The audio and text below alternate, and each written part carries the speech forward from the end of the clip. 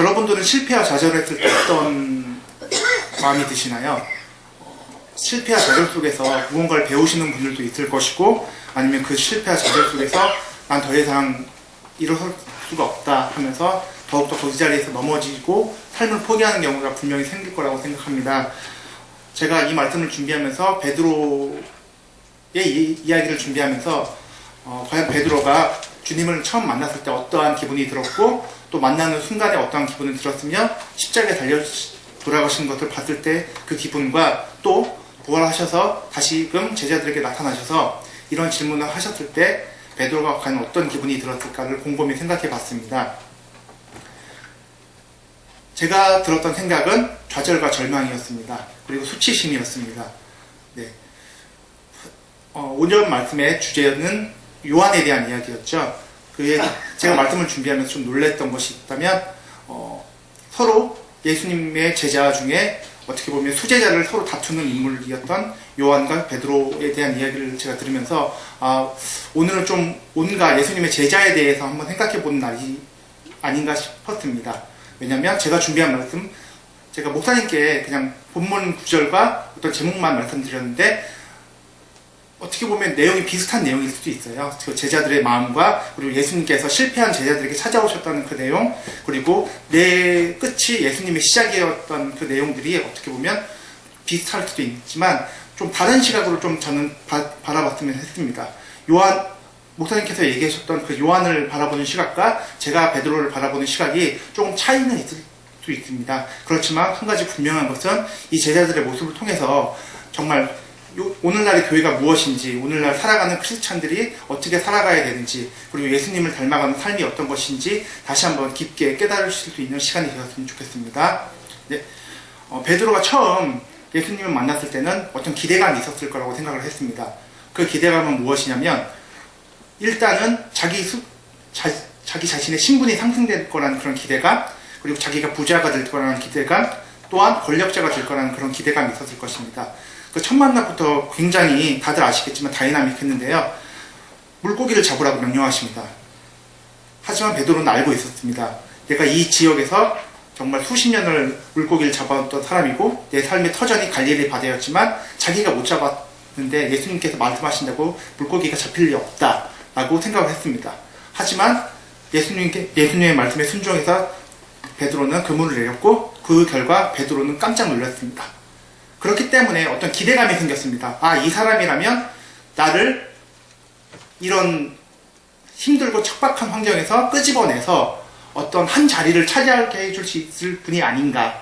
물론 그 내면 속에서는 어떤 경외감, 그리고 존경심도 있었겠지만, 한쪽 측면에서는 이 사람은 난 분명히 성공의 가도를 달리게 해줄 사람, 어떤 오늘날로 치면 삼성의 이건희 같은 존재로 내가 더욱더 부자가 되고 명예와 권력을 얻을 수 있는 사람으로 날 만들어주지 않을까라는 그런 기대감이 있었지 않나 생각했습니다. 그 베드로의 기대감과 어떤 예수님을 향한 어떤 권력을 이루어줄 수 있는 사람으로서의 그런 기대감은 예수님께서 예루살렘에 입성하시기 전까지는 어느 정도 통용된다, 어떤 꿈이 현실로 이루어진다, 이렇게 생각할 수도 있었습니다. 왜냐하면 수많은 사람들이 베드로를 쫓아다녔고, 예수님을 쫓아다녔고요. 베드로는 그 주변에서 어떤 예수님을 유대의 왕으로 모시려는 그런 사람들의 무리 속에서 더욱더 기대감은 커졌을 겁니다. 이 사람이 보통 사람은 아니구나. 눈앞에서 병자들의 병을 고쳐주고, 심지어 보리떡 5개와 물고기 2마리로 몇천 명을 먹이고, 또 더 나아가서 죽은 사람을 살리면서 더 나아가서 바다도 잠잠케 하면서 그 바다를 건넜습니다. 그런 모든 광경들을 보면서 베드로는 기대감이 한층 상승되었을 것입니다. 정말 이 사람만 함께 있으면 나는 옛날에 회복되어졌던 성전처럼 내 삶은 회복되어지고, 그리고 난 정말로 높은 사람이 돼서 로마를 몰아내고 이스라엘 민족의 왕으로 예수님을 모시고 그 안에서 권력자로서 분명히 나는 설 수 있을 것이다 라고 생각을 했을 것입니다. 네, 어느 정도 그런 기대와 어떤 그런 모습들은 예수님께서 기적을 행하심으로 더욱더 커지게 됐던 것이죠. 네, 그렇기 때문에 그런 기대감을 안았기 때문에 제자들 사이에서도 경쟁심이 있었습니다. 내가 예수님께 더 인정받은 수제자다. 예수님께서 분명히 로마를 몰아내고 이스라엘 민족의 왕으로 세우셨을 때 난 분명히 그 옆자리에서 모든 권력들을 취하고 어떤 권력의 최정상에서 그 권력을 누리면서 살 것이다. 하지만 옆에 있는 사람은 나보다 못한 삶을 할 것이다. 못한 권력을 누릴 것이다. 하면서 제자들끼리 서로 경쟁하는 모습이 있었죠. 네, 그런 모습들은 곳곳에서 나타나는데요. 특별히 예수님께서 모든 기적의 현장과 모든 사역의 현장 속에서 아끼셨던 세 제자가 있습니다. 그 세 제자가 베드로와 아까 오전에 말씀드렸던 요한과 야고보입니다. 이 제자는 변화사안도 같이 갔고 그 어떤 예수님께서 특정한 장소를 특별히 선택한 제자들 데리고 가셨을 때 항상 같이 갔던 세 제자 중에 한 명이었습니다. 베드로, 야고보, 요한이었습니다. 베드로는 한편으로 요한과 야고보를 경계했을 것입니다.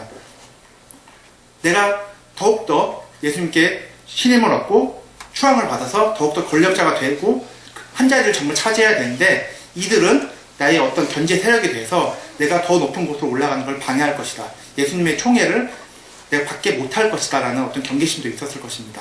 이게 전부 다 성경에 나와 있던 이야기였고요. 네, 그리고 베드로가 내심 품고 있던 생각들이었습니다. 이런 생각들을 기초로 해서 베드로는 정말 자기의 열심을 최선을 다해서 예수님의 사역을 도와줬습니다. 예수님께서 어딜 가시든 따라가고 예수님께서 무엇을 말씀하시든 아멘을 했고요. 이런 밑바탕에서 자기의 욕심과 자기 내면에 있는 그런 모든 추악한 것들이 전부 다 올라오고 있었습니다. 네, 제가 이렇게 추악하고 더러운 것이라고 표현할 수 있었던 이유는요. 베드로가 예수님이 돌아가시고 난 후에 했던 모든 행동과 행적들을 제가 성경을 통해서 봤기 때문입니다. 네, 여러분들은 그런 거 없으셨나요?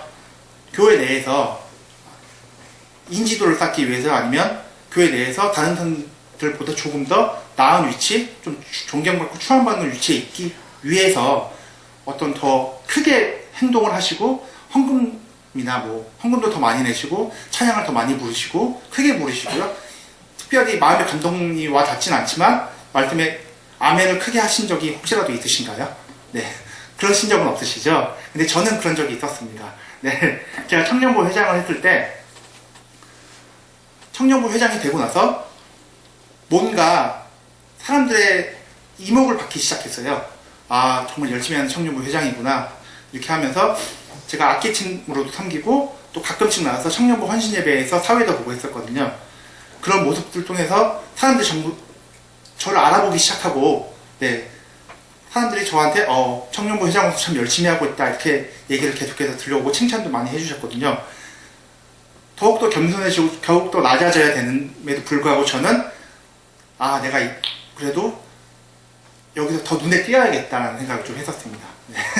그래서 열심으로 막 했죠. 네. 저녁 예배도 나가고 특별히 지금 고집사님 앉아 계신 그 자리, 그 주변에 앉아서 항상 이렇게 청년이 저녁 예배 나와서 저 자리에 앉아 있으면 모든 시선이 집중되잖아요. 네. 그래서 정말 열심히 하는 청년이구나, 믿음이 좋은 청년이구나 이렇게 얘기를 들을 만큼 제가 그런 적이 있었습니다.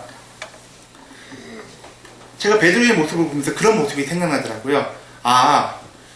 혹시라도 물론 베드로가 수제자이기도 하고 또 큰 기적을 일으켰던 사도 중에 한 명은 분명하지만 초창기의 베드로의 모습은 그 모습, 제가 청년부 회장이었던 그 모습과 같이 알맹이는 없고 그저 열심과 다른 사람의 이목을 신경 쓰고 자기의 자리에 집착한 나머지 그렇게 예수님을 쫓아가서 그런 열심을 발휘한 게 아니었을까라는 생각을 했었습니다. 네, 특히 큰 교회일수록 이런 다른 사람들에게 눈에 보이기 위해서 행동하시는 그런 성도님들이나 아니면 청년들이 좀 많은 것 같아요. 제가 특정 교회는 말할 수 없지만 특별히 큰 교회일수록 이목이 집중되고 또 어떤 인간관계가 형성되어 있는 그런 사이에서는 더욱더 열심을 내주시는 분들이 많은데 과연 그 열심을 내는 그런 부분들이 예수님의 모습이 얼마나 들어있고 예수님을 닮아가는 모습, 열심이었는지 다시 한번 돌아보게 됐습니다. 베드로의 모습을 통해서요. 네, 이렇게 열심을 추구하던 베드로가 가장 그 열심을 최적화적으로 드러냈던 적이 있습니다. 바로 예수님께서 난 이제 십자가를 지고 이제 죽을 것이다 라고 얘기하시는 그 장면인데요.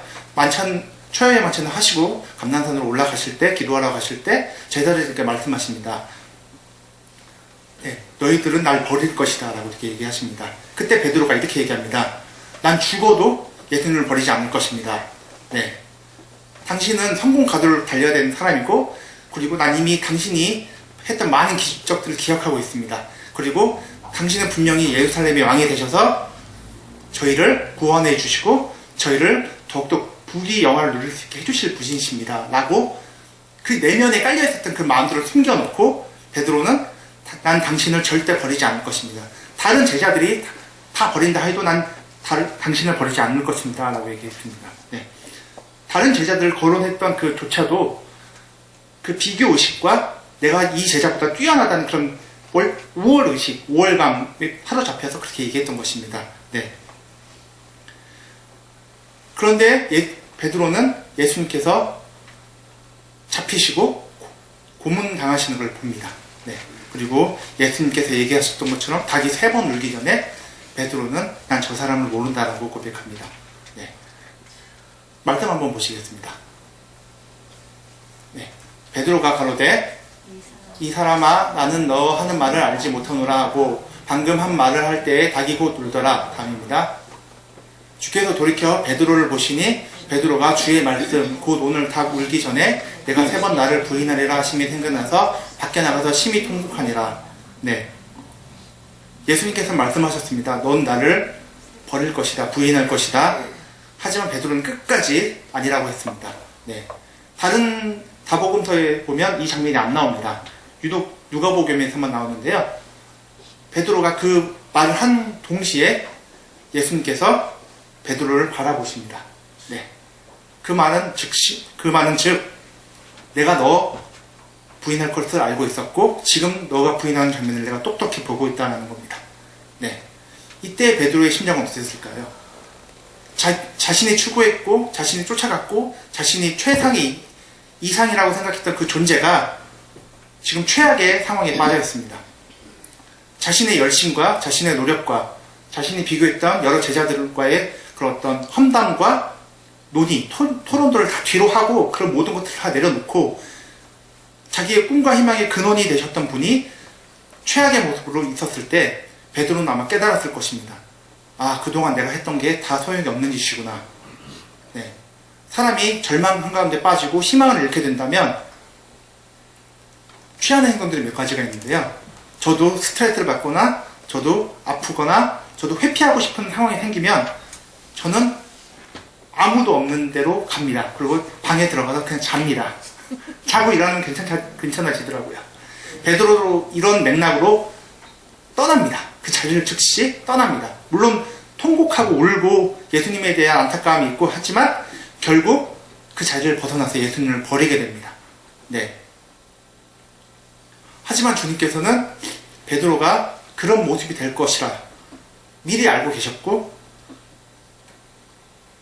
그런 모습조차도 예수님께서 자기가 고난당하는 순간조차도 제자들을 바라보십니다. 내가 얘기하지 않았느냐? 넌 분명히 나를 버릴 것이다.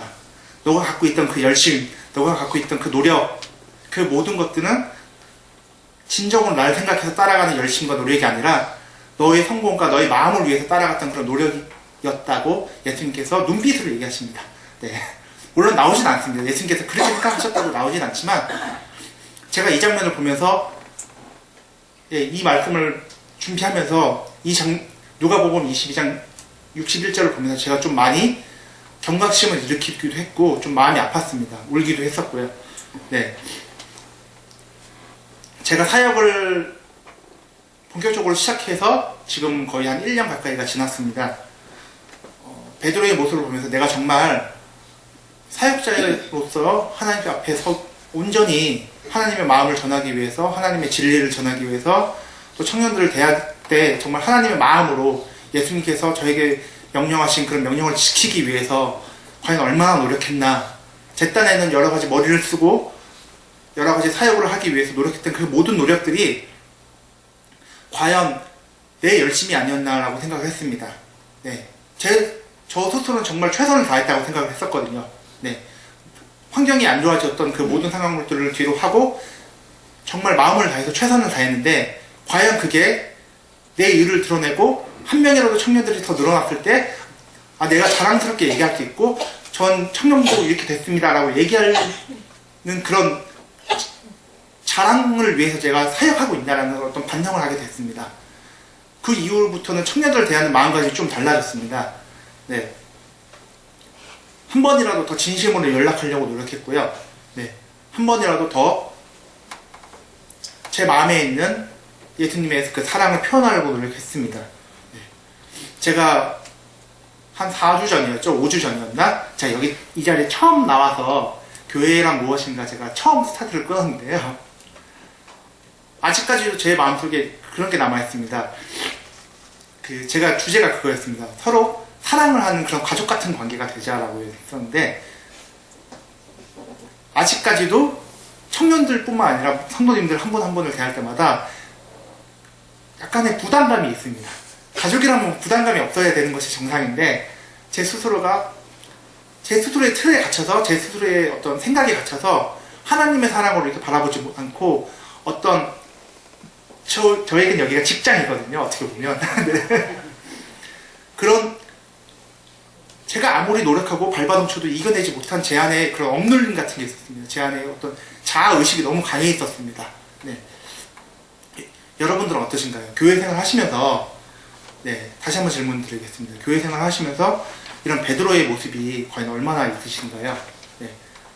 온전히 하나님께 예배드리고 감사함으로 예배드려야 되는 이 예배 시간조차도 어떤 남에 대한 시선, 다른 사람에 대한 시선과 내가 교회에서 나의 위치 때문에 망설이고 있는 그런 행동들이 있으신가요? 어떤 그 예배에 집중하지 못하게 만드시는 그 무언가가 있으신가요? 아니면 교회 생활을 집중하지 못하게 만드시는 그 무언가가 있으신가요?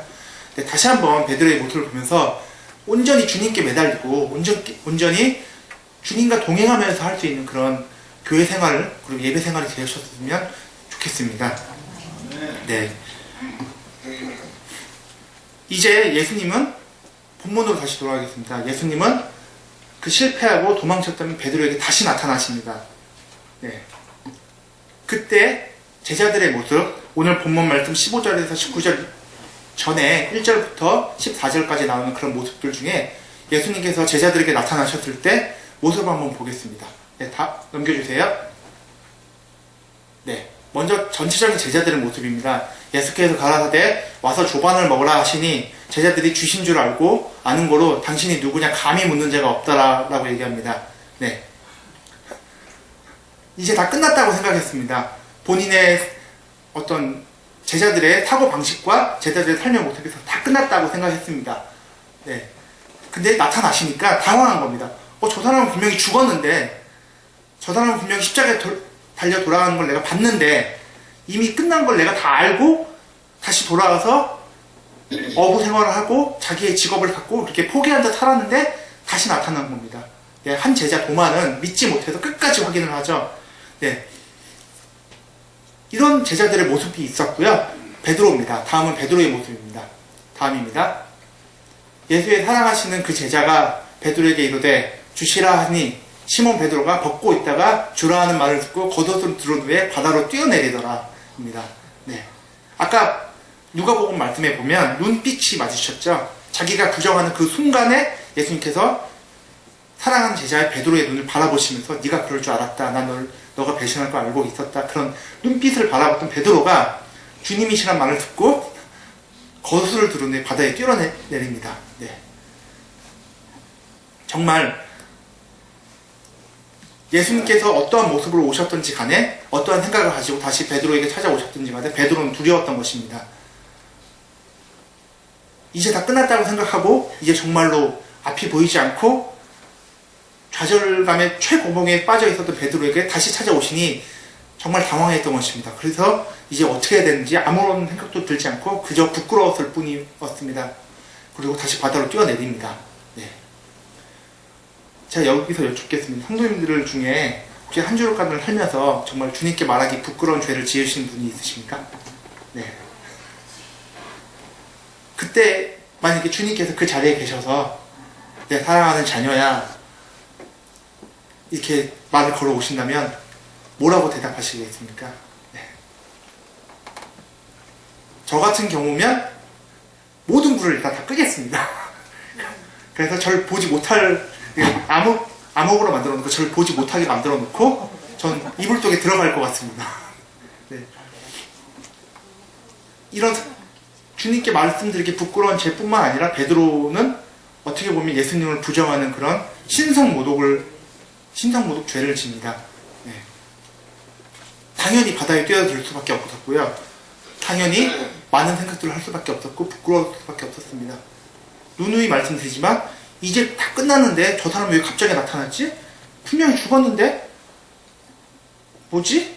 저 사람은 이제 왕 될 제목도 아니고 그냥 본인이 생각하기에 정말 저 사람은 아무런 갑자기 나타난 어떻게 보면 귀신 같은 존재였습니다.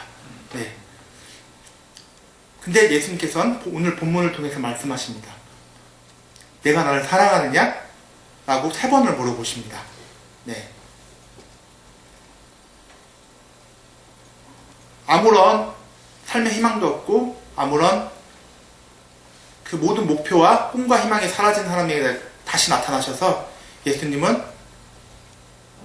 내가 너를 다시금 어떤 권력자로서 만들어주겠다. 내가 다시금 예전에 나의 죽기 전의 모습으로 되돌아가서 이번에는 실패하지 않고 십자가에 매달리지 않고 사람들을 다 나를 거부하는 사람들을 전부 다 몰아내고 이스라엘의 왕이 되어서 내가 너를 다시 한번 그 존귀한 자리에 앉히겠다 이렇게 말씀 안 하십니다. 네, 어떤 복수와 보복을 얘기 안 하시고요. 오히려 실패에 빠진 사람에게 약간 이상한 정도의 얘기를 하십니다. 네가 나를 사랑하느냐라고 얘기하십니다. 그 눈빛을 바라봤던 베드로의 모습에서는 차마 내가 당신을 사랑합니다라는 말을 못합니다. 다만 베드로는 누가복음에 나타났던 그 예수님의 눈빛을 기억하면서 자신이 배신할 것이라는 것을 미리 알고 계셨던 예수님을 향해서 나지막히 속삭입니다. 제가 이렇게 나지막히 속삭인다는 것은 제 생각입니다. 네. 내가 주를 사랑하는 것을 당신은 아십니다. 라고 얘기합니다. 그 전처럼 내가 당신을 사랑합니다. 그걸 꼭 말로 해야 알겠습니까? 그리고 주는 그리스도시요 살아계신 하나님의 아들입니다. 이렇게 당당하게 자기 일을 드러내면서 얘기하지 않습니다. 네, 베드로는 그저 이마저도 하나님께서 다 알고 계시고 계획하에 있다면 그 마음까지도 알고 계실 거라고 확신하고 이렇게 얘기합니다. 내가 당신을 사랑하는 것은 당신께서 아십니다. 라고 얘기하십니다. 네, 그런 베드로에게 예수님께서는 내 어린 양을 먹이라 라고 하십니다. 이제 내 생각과 내 마음이 내려놨으니 내가 시키는 명령을 따라서 내 양을 먹이라. 내 말씀을 전하고 그리스도의 사랑을 전하라. 비로소 모든 것이 다 비워졌다고 생각하신 예수님께서는 베드로에게 말씀하십니다. 네. 전 항상 말씀을 듣고 생각하면서 제 스스로에 대한 대입을 많이 합니다. 과연 난 얼마나 비워져 있고 얼마나 내 의와 내 생각들을 내려놨으며 또 하나님의 명령하심을 따라서 움직일 마음의 자세가 준비가 되어 있는지 그런 태도가 되어 있는지 다시 한번 점검하게 되는 그런 시간이었습니다. 다들 알고 계시는 것처럼 각 한 사람 한 사람이 이미 성령님이 안에 계심으로 교회입니다. 네, 저희가 마을 공동체를 지금 하고 있고요. 이게 조금씩 변화되는 그런 과정이 있는데 마을 공동체 안에서 한 사람 한 사람의 교회가 어떻게 생활하는 것도 물론 중요하지만 정말 하나님 앞에서 어떠한 모습과 어떠한 태도와 마음의 자세를 갖고 하루하루를 살아가는 것도 중요하다고 생각합니다. 네, 그래야만 한 사람의 온전한 교회에서 세워질 수 있고요. 그 교회들의 공동체로 마을 모임, 마을 운영이 될 수 있고요. 또 그 안에서 교제와 나눔이 있을 수 있다고 생각합니다. 제가 처음에 말씀드렸던 어떤 내 생각과 내 의와 내 것을 드러내기 위해서 아니면 내 소원을 이루기 위해서 단순하게 그렇게 교회 생활을 하고 예수님을 믿는다고 얘기한다면 진정한 사랑과 진정한 나눔과 진정한 교회로서의 모습은 만들어지기 힘들 거라고 생각합니다. 한 분 한 분 잠깐이라도 생각을 한번 해보셨으면 좋겠습니다. 아, 정말 내가 어떠한 모습으로 하루하루를 살고 있는지, 그리고 혹시라도 예수님께서 베드로에게 물으셨던 것처럼 다른 거창한 질문이 아닙니다. 나를 통해서 나의 이름을 전하라, 사마리아와 유다 땅끝까지 나의 복음을 전하라, 이런 게 아니라요.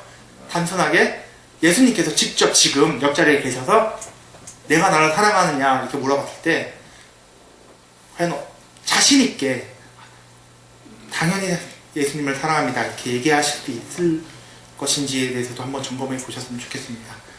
네. 베드로는 분명히 위대한 사람입니다. 베드로는 분명히 오순절 성령 강림의 역사로 인해서 큰 빛을 내었던 그런 하나님의 자녀였습니다. 그리고 성전 미문에 앉아 있었던 안진뱅이를 말씀으로 일으킨 위대한 사도 중에 한 명입니다. 하지만 그 역시도 주님을 배신했고 그 역시도 주님을 버렸고 다시금 주님의 사랑으로 인해서 다시 한번 회복될 수 있는 그런 연약한 인간의 모습으로 이렇게 성경에 남아 있습니다. 다시 한번 부탁드립니다. 하루가 될 수도 있고요. 아니면 일주일이 될 수도 있고요. 아니면 지금 이 순간이 될 수도 있고요. 정말 내가 나를 사랑하느냐 하는 그 질문에 한 사람 한 사람 교회로서 한 사람 한 사람 주님의 자녀로서 어떤 질문 그 질문에 어떤 대답을 할 수 있을지 다시 한번 곰곰이 생각하시는 저와 여러분이 되었으면 좋겠습니다. 네. 기도하시겠습니다.